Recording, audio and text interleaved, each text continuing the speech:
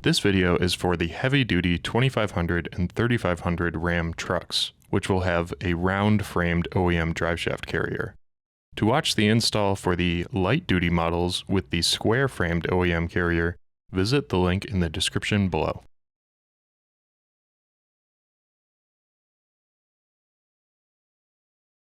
Before doing anything, it is important to chock your wheels and engage your parking brake prior to removing the driveshaft. Begin by supporting the driveshaft. Make a cut on each side of the carrier frame.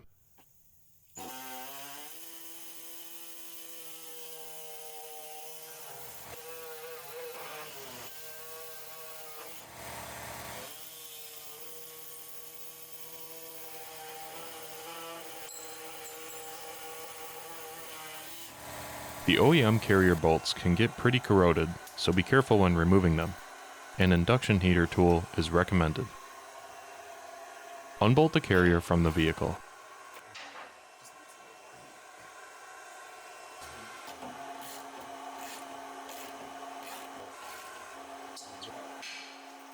Pull the carrier frame off of the bearing. Using a razor blade, cut the inner frame away from the bearing.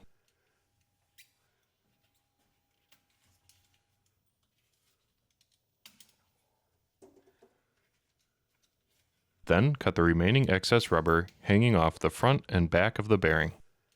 Do not cut the bearing surface all the way down to bare metal.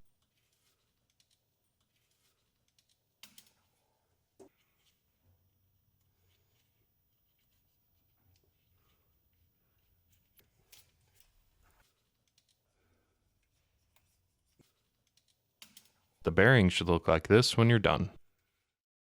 If you are also replacing your carrier bearing, continue watching. If you are just replacing the carrier, skip ahead to the corresponding timestamp below. On the front and rear driveshaft flanges, make marks to ensure proper alignment when reinstalling the driveshaft.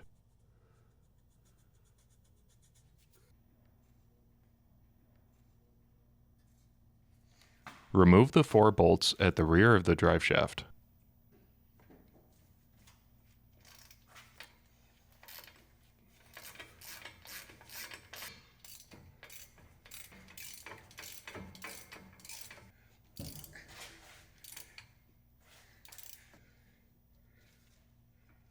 With an extra set of hands, carefully pull the driveshaft out of the transmission and off of the vehicle.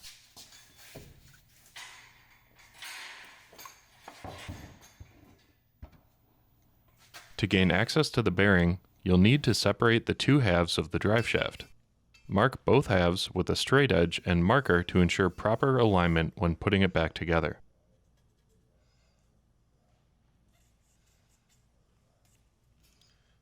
Cut the clamp closest to the bearing, then pull the 2 halves apart.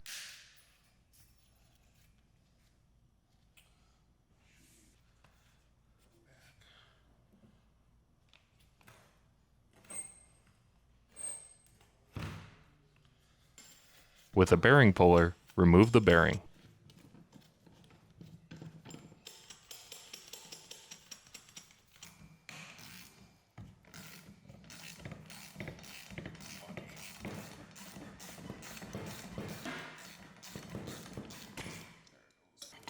Your driveshaft may or may not include this little spacer. If it does, leave it in place. Place the new bearing onto the shaft and seat it with a metal pipe or bearing driver tool and hammer.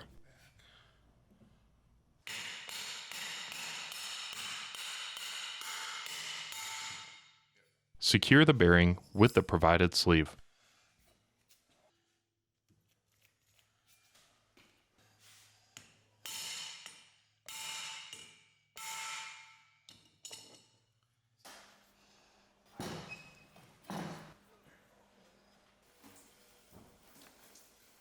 Add a new provided clamp to the dust boot.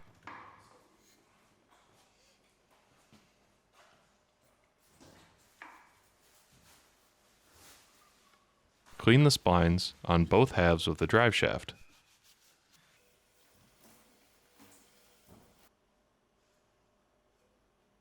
Add some bearing grease to the splines, align the two halves with your marks, and slide them back together.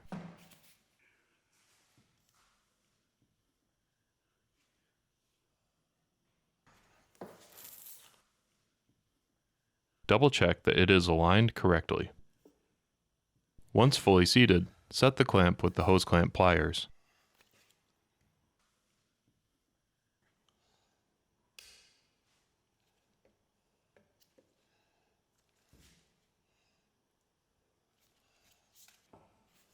Clean and grease the front of the driveshaft and take it back to the truck. Line the marks up and slide the driveshaft back into the transfer case. Double check your lines match up. Then support the back half of the driveshaft and reattach it to the rear flange. Check that your alignment is correct.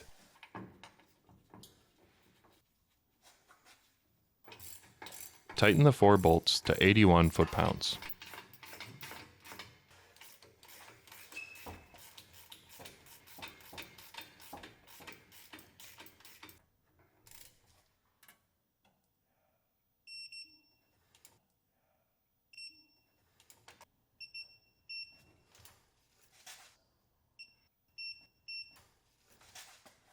Now you can install the new carrier. Start with the top half, with the bushing in it, and slide it over top of the bearing with the text facing the front of the vehicle. Then bring the bottom half up to meet it and connect the two together using the provided Allen bolts. Loctite is recommended on all fasteners. As you tighten the bolts, switch back and forth from left to right so the bolts don't bind in the holes. A small gap may form between the two bushings. This is normal. To mount the carrier to the vehicle, we will start with a truck without CSB spacers. For a truck with a CSB spacer application, skip ahead to the corresponding timestamp. Take a provided shoulder bolt, add a fender washer, an isolation damper with the small end facing up, slide it up through the carrier, add another isolation damper with the small end facing down, and a fender washer with the smaller center opening on top. Loosely thread it into the vehicle. Repeat these steps on the other side. Bolt, fender washer, isolation damper, up through the carrier, another damper, and fender washer on top. Thread it into the vehicle. Tighten and torque both bolts and your installation is complete.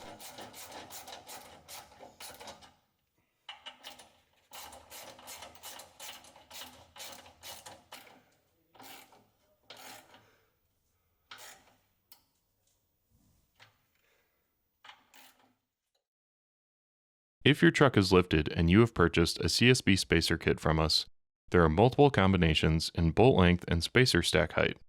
For a stack of 0 to 15 millimeters of spacers, use the supplied shoulder bolt.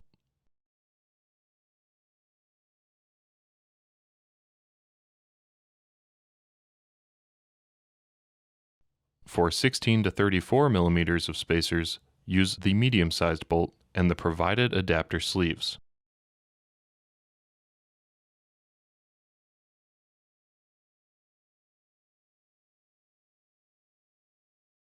For anything larger, use the longest bolt and the provided adapter sleeves.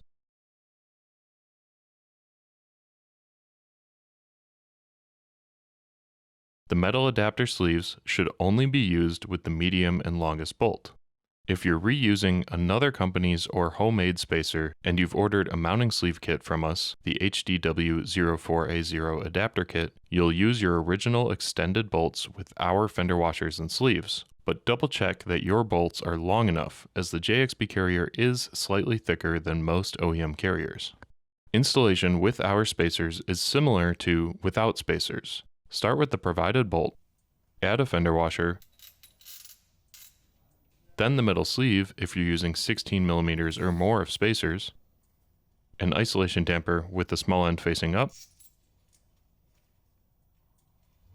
go up through the carrier, add another isolation damper with the small end facing down, another fender washer, and the correct combination of spacers based on the size of lift of your truck. The stackable spacers have male and female ends, allowing them to fit together snugly, while the end pieces maintain a flat surface on one side.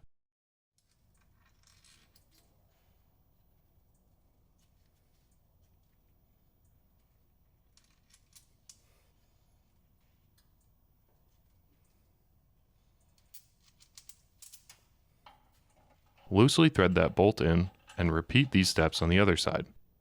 Bolt, fender washer, sleeve, isolation damper facing up through the carrier, another damper facing down, fender washer, and the CSB spacers on top.